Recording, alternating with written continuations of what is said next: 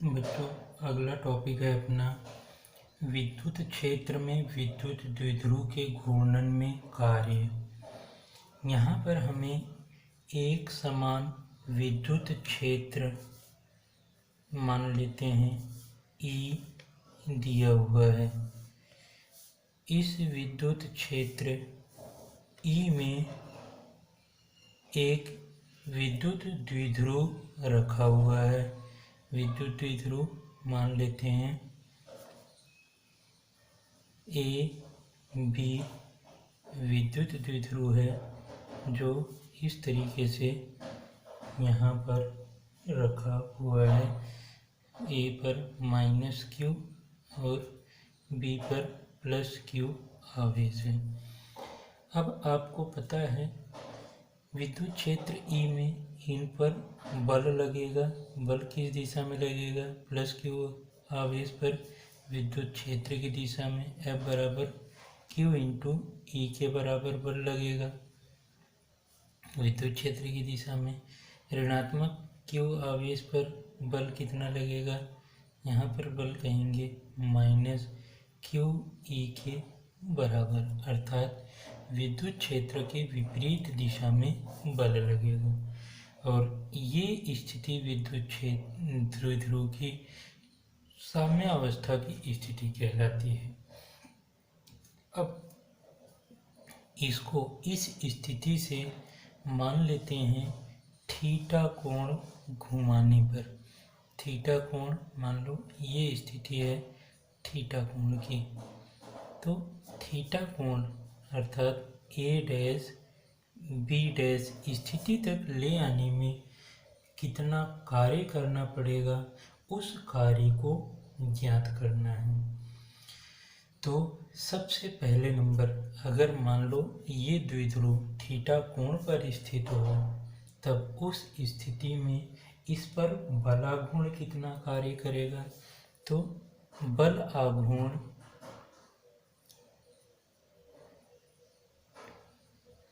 तो बराबर होगा PE साइन थीटा। हम लोग पहले डेरिवेशन निकाल चुके हैं। बल आघूर्ण अर्थात अगर थीटा कोण पर कोई द्विध्रुव स्थित है तो उस पर कार्य करने वाला बल आघूर्ण किसके बराबर होता है? PE साइन थीटा के बराबर होता है। अब हमको अगर इस द्विध्रुव को एक अल्प कोण मान लेते हैं d थीटा, ये है, मान लो ये है d थीटा कोण से घुमाने में कितना कार्य करना पड़ेगा? तो कार्य हम कहेंगे dw, ये बराबर होगा कार्य dw बराबर होगा बल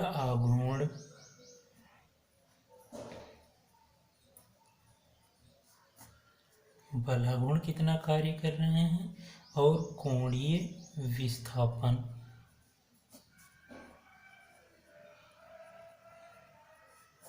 तो यहाँ पर बल आघूर्ण और कोणीय विस्थापन का गुणनफल किसके बराबर होगा?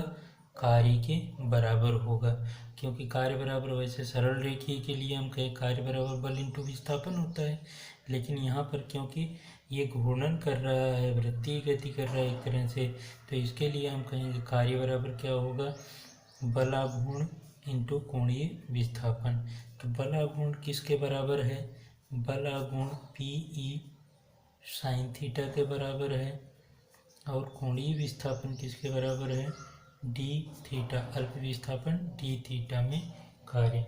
अब अगर हम कहें प्रारंभिक स्थिति जब द्विध्रुव विद्युत क्षेत्र की दिशा में है तो कोण 0 बना रहा है, 0 से थीटा डिग्री तक घुमाने में कार्य, तो हम कहेंगे 0 से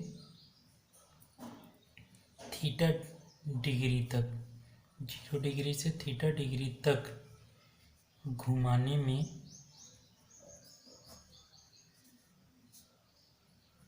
कार्य, तो हम इस समीकरण का 0 से थीटा डिग्री के लिए इसका हम समाकलन कर देते हैं।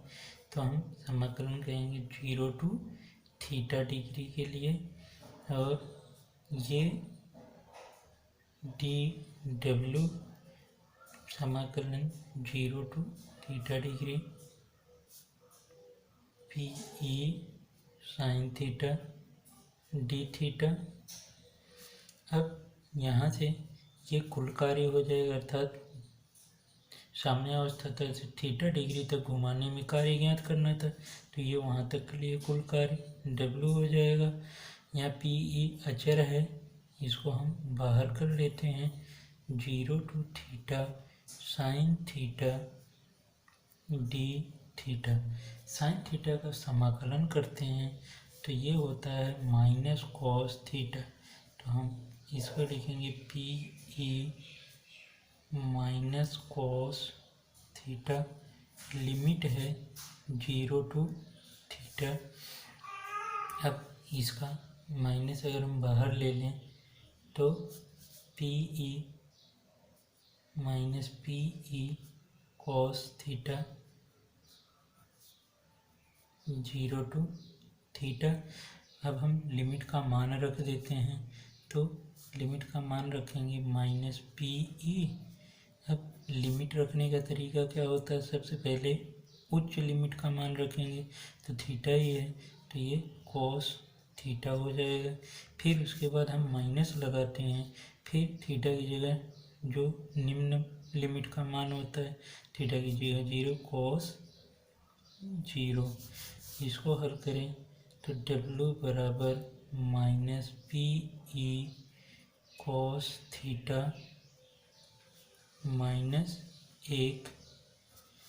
माइनस से गुणा कर दें तो ये आ जाएगा W equal to PE 1 minus cos theta. ये हमें सूत्र प्राप्त हो जाता है थीटा कोण से घूर्णन में किया गया कार्य।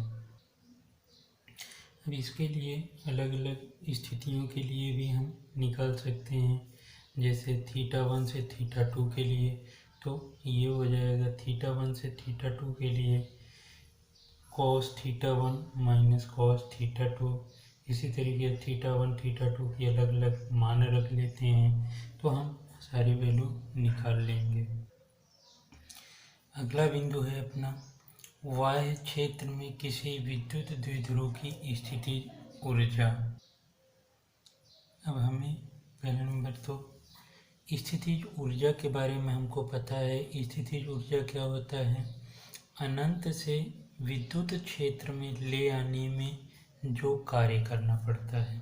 तो सबसे पहले हम मान लेते हैं y क्षेत्र, मान लो E बाह्य क्षेत्र है। इस बाह्य क्षेत्र में सबसे पहले हम विद्युत द्विध्रुव कहाँ पर है, अनंत पर है।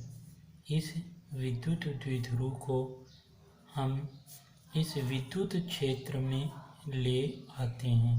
तो विद्युत द्विध्रुव को इस क्षेत्र में ले आने में कार्य कितना करना पड़ेगा, तो यहाँ पर हम ध्यान दें, इस द्विध्रुव को इस विद्युत क्षेत्र में स्थापित करने में हमको -q और +q दोनों के द्वारा कार्य करना पड़ता है, परंतु -q के द्वारा अतिरिक्त कार्य होता है। अतिरिक्त कार्य क्या होता है, देखिए यहाँ से -q सदैव +q से 2a क्या है, जो द्विध्रुव की लंबाई है, इतनी दूरी ज़्यादा ये तय करता है। तो ये अतिरिक्त जो दूरी होती है वही इसका कार्य होगा, क्योंकि प्लस के कारण धनात्मक कार्य होगा, माइनस के कारण ऋणात्मक कार्य होगा। तो ये तो आपस में कैंसिल हो जाएंगे, लेकिन जो इनका अंतर होगा 2a दूरी, वो कार्य इसमें ऊर्जा के रूप में संचित हो जाता है। अर्थात यहाँ पर माइनस क्यू के द्वारा जो अतिरिक्त दूरी चली गई है वो कार्य कितना यहाँ पर करता है, तो हम कहेंगे, मान लेते हैं कार्य W1 है, तो W1 यहाँ पर बराबर होगा माइनस क्यू आवेश पर बल, क्यू आवेश पर बल और चली गई अतिरिक्त दूरी, चली गई अतिरिक्त दूरी। तो यहाँ पर माइनस क्यू आवेश पर विद्युत क्षेत्र E है, तो बल कितना लगाएगा, क्यू ई के बराबर लगाएगा, तो हम W1 कहेंगे माइनस क्यू ई, इतना तो ये बलारोपित होगा, और दूरी कितनी तय कर रहा है, तो ये यहाँ पर हम देख रहे हैं 2a जो द्विध्रुव की लंबाई है, उतनी दूरी ये अतिरिक्त तय कर रहा है। तो हम यहाँ से अब क्योंकि q इंटू 2a p के बराबर होता है, तो हम इसी w को लिख सकते हैं माइनस पी ई के बराबर ये होगा। ये हम कह सकते हैं कैसे हो रहा है, क्योंकि p बराबर होता है q इंटू 2a, तो q और 2a इससे हमारा ये p हो जाता है, तो ये हमें W1 आ जाता है, अर्थात यहाँ से यहाँ तक इसको ले आने में। अब दूसरा अगर हम कहें इस द्विध्रुव को थीटा कोण से विस्थापित करते हैं, मान लेते हैं हम इसको थीटा कोण, ये थीटा कोण यहाँ तक ले आते हैं, ये पहले प्रारंभिक स्थिति थी, अब इसको हम इस A डैश B डैश पर ले आते हैं, थीटा कोण से घूर्णन कराते हैं, तब कितना कार्य करना पड़ेगा, तो अब हमको पहले अभी निकाल चुके हैं कि यहाँ से इस स्थिति से इतना घूर्णन में कार्य हमारा, इसके पिछला वाला डेरिवेशन था W बराबर PE1 माइनस कॉस थीटा, अर्थात घूर्णन में थीटा कोण से घूर्णन में कार्य,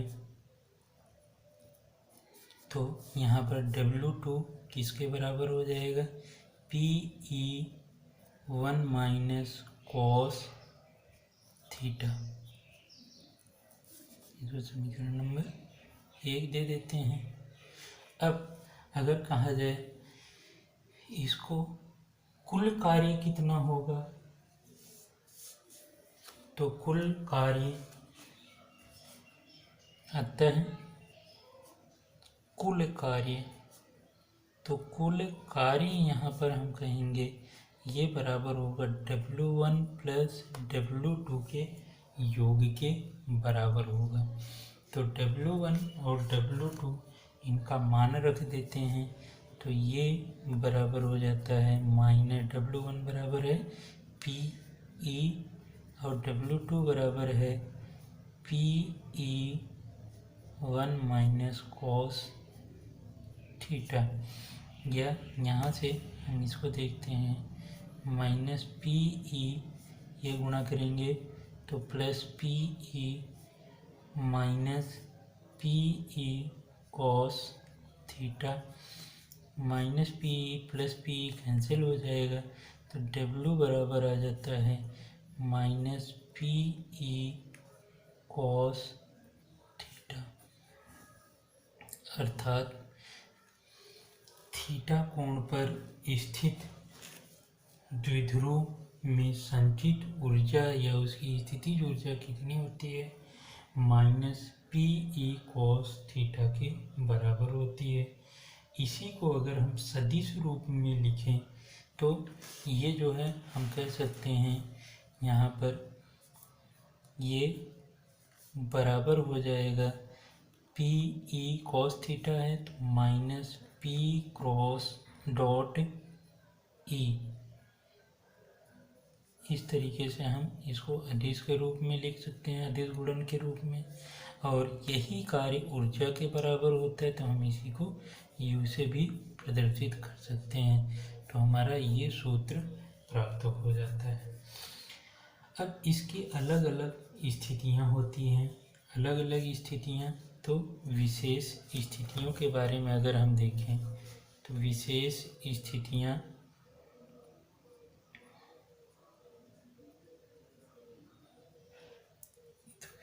स्थितियाँ में नंबर 1 हम कहें, जब ये जो है थीटा कोण पर यदि विद्युत द्विध्रुव आघूर्ण विद्युत क्षेत्र से 0 डिग्री कोण पर स्थित है।